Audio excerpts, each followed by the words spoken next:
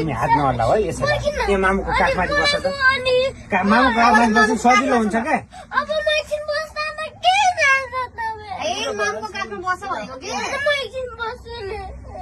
बस नि त यहाँ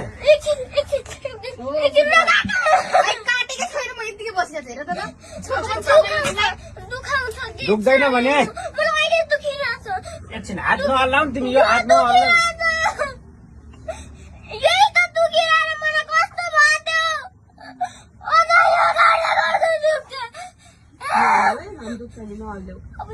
अब फेरि दुखाउन आँटे के गर्नु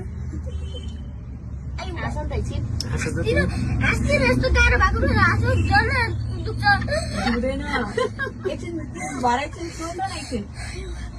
तिमी कुन स्कुल पढ्ने रे कहाँनिर बस्छु भन त केही भन्थिनँ